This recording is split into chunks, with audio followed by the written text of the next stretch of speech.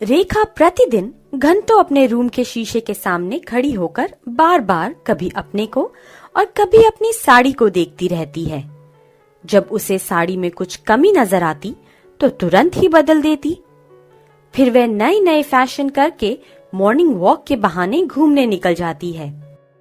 क्योंकि बिमला पुराने ख्यालों की औरत होती है, उसे यह चकाचौंध तनिक भी रास नहीं आता। तभी बिमला रेखा को आवाज लगाती है, बहू, अरियो बहू, अभी आ रही हूँ माँ। कुछ देर बाद रेखा आती है और माँ से बोलती है, हाँ माँ, बोलो, क्या बात है? बहू, तुम कहीं जा रही हो क्या, जो इतना सजी धजी हो? हाँ माँ, मैं बाजार जा रही हूँ अपनी सहेलियों के साथ। नहीं रेखा, संदीप कुछ काम के लिए बाहर गया है। जब वह आएगा तो उसके साथ ही जाना। क्या बात है माँ? अब मैं कोई दूध पीती बच्ची थोड़ी हूँ जो तुम्हारे कहने पर सब काम करूँ। आखिर मेरी भी कुछ मर्जी है, मेरी भी कुछ इच्छा है। देखो माँ, मुझे टोका टाकी पसंद नहीं है। ठीक है, तो आ जाने दे संदीप को, मैं उसी से बात करूंगी। तुम्हारे पर निकल आए हैं। माँ देखो, ठीक से बात करो, मैं भी किसी की बेटी हूँ। अगर तुम्हारी बेटी होती तो क्या तुम मुझसे ऐसे ही बात करती? चुप हो जाओ, बस मुझे कुछ नहीं कहना। तुम बाहर नहीं जाओगी, बस मैंने कह दिया ना। बाहरी लोग घर में आए जाएं ये मुझे बिल्कुल भी पसंद नहीं है। मैं तुम्हें जैसा कहती हूँ वैसा ही तुम्हें करना होगा। बिमला की बात सुनकर रेखा दूसरे कमरे में चली जाती है। तभी संदीप बाहर से आता है। माँ का चेहरा देखकर उसे आभास हो जाता है कि लगता है कि आज माँ और रेखा में कुछ बहस हुई होगी। तभी माँ का चेहरा कुछ उतरा हुआ लग रहा है। वह पहले उस कमरे में जाता है जहाँ रेखा सिसक सिसक कर रो रही होती है। बस फिर क्या था, संदीप सारी बात समझ जाता है और माँ के पास जाता है। माँ से कहता है, माँ, तुमने रेखा से क्या कह दिया जो वह रो रही है? देखो माँ, रेखा एक पढ़ी लिखी आज के जमाने की लड़की है। उसे बंद कर रहना तनिक भी पसंद नहीं है। वो शहरी लड़कियों की तरह बनकर रहना चाहती है, तो इसमें बुरा ही क्या है? देखो बेटा, रेखा को इतनी छूट नहीं देनी चाहिए, नहीं तो ये हाथ से निकल जाएगी। फिर कोई ऊंच नीच हो गई ना तो मुझे मत कहना, हाँ बोल देती हूँ। ठीक है माँ, तुम चिंता ना करो और अपना ख्याल रखो। अच्छा माँ, मैं ऑफिस जा रहा हूँ, किसी चीज की जरूरत हो तो बता देना, लौटते हुए लेता आऊंगा। ठीक है बेटा, तो तुम आते समय धूप बत्ती लेते आना। मंदिर में धूप नहीं जल रही है, 2 दिन से खत्म हो गई, तुझे बताना ही भूल गई। ठीक है माँ, लेता आऊंगा। ये कहकर संदीप ऑफिस चला जाता है। इधर संदीप के ऑफिस जाने के बाद रेखा की 3 सहेलियां उससे मिलने उसके घर आती हैं। वे मॉडर्न कपड़े पहने हुए होती हैं और रेखा का नाम लेकर जोर जोर से दरवाजे पर आवाज लगाती हैं। रेखा उनकी आवाजों को सुन लेती है और अपने आंसू पोंछकर उनके लिए दरवाजा खोलती है। वो घर में आते ही रेखा को हाय कहती हैं और पास ही खड़ी बिमला को अंग्रेजी में हाय मदर इन लॉ कहकर रेखा के साथ उसके रूम में चली जाती हैं। रूम में आने पर रेखा सब कुछ भूलकर अपनी सहेलियों को अपनी अलमीरा में रखे नए नए फैशनेबल कपड़े दिखाने लगती है।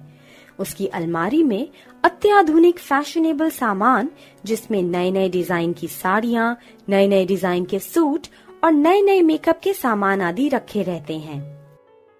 बिमला मन ही मन बड़बड़ाने लगती है, हे भगवान, अब इस रेखा की इतनी हिम्मत हो गई कि पराये लोगों को अपने साथ इन बेढंगे कपड़ों में घर के भीतर भी ले आई। आ जाने दे संदीप को, आज तो इसे मजा चखा के रखूंगी। कह रही थी कि बहू को इतना सिर मत चढ़ा, नहीं तो बिगड़ जाएगी। आखिर हो गई ना वो बात जिसके बारे में मैं कहती रहती थी। तभी रेखा अपनी सासू माँ को अपने रूम से ही जोर से आवाज लगाकर बुलाती है। बिमला उसके कमरे में आती है तो रेखा कहती है, माँ इनसे मिलो, ये मेरी फ्रेंड टीना है और वो परी है।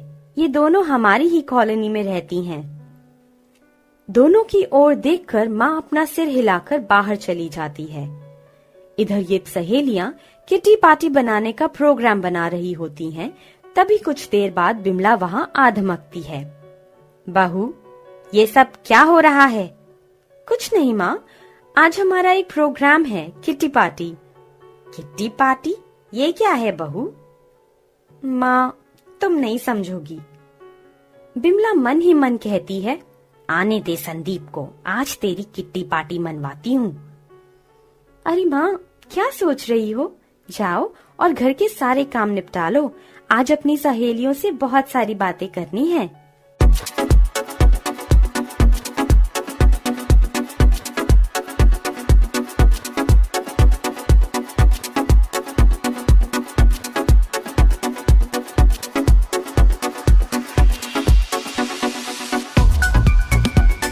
देर रात तक किटी पार्टी चलती है और संदीप अभी तक नहीं आता तो माँ को चिंता होने लगती है। मन ही मन सोचने लगती है कि क्या हुआ, आज संदीप अभी तक नहीं आया। किटी पार्टी खत्म हो जाती है और रेखा की तीनों सहेलियां अपने अपने घर चली जाती हैं। उनके जाने के कुछ ही देर बाद संदीप आ जाता है। देख बेटा, देख तेरी बीवी के चाल चलन मुझे कुछ ठीक नहीं लग रहे हैं। जिन्हें मैं नहीं जानती उन्हें घर पर लाकर पार्टी दे रही है। देखो कैसी बीवी लाए हो तुम। क्या कह रही हो माँ? आप अपने काम से काम रखो। मैं तो आपके काम में कुछ बोलने नहीं जाती, तो तुम क्यों मेरे काम में टांग अड़ाती हो? देख बेटा देख, अपनी बीवी को देख, आजकल इसका बहुत मन बढ़ गया है। देख मुझसे कैसे बात कर रही है। चुप हो जाओ माँ। अरे उसकी सहेलियां ही तो थी, इसमें इतना बवाल क्यों मचा रखा है? रेखा मॉडर्न विचारों वाली है, उसे बाहर घूमना फिरना अच्छा लगता है। देखो ना संदीप, तुम्हारी माँ ये कैसी बात कर रही है। लगता है तुम्हारी माँ का दिमाग खिसक गया है। क्या मेरा दिमाग खिसक गया है? अब बस कर बहू, नहीं तो मेरे मुंह से भी तेरे लिए कुछ निकल जाएगा। माँ, अगर आपको बुरा लगा हो तो लगे, लेकिन तुम्हारा दिमाग खिसक ही गया है। और हाँ, मैं अपनी मर्जी की मालिक हूँ, मैं जो चाहे करूँगी। मुझे रोका टोका तो अच्छा नहीं होगा। देखो संदीप, अब मैं तो इनके साथ एकदम भी नहीं रहूंगी। अगर तुम्हें अपनी माँ के साथ रहना है तो जाओ रहो, मैं अपने मायके चली जाऊंगी। हाँ हाँ, जा जा जा, तुझे रोका है किसने? ठीक है माँ, जैसा तुम चाहोगी वैसा ही होगा। देख लिया बेटा, और ला मॉडर्न लड़की, एक दिन तुझे भी बेच देगी और मालूम तक नहीं चलेगा तुझे, समझ गया ना?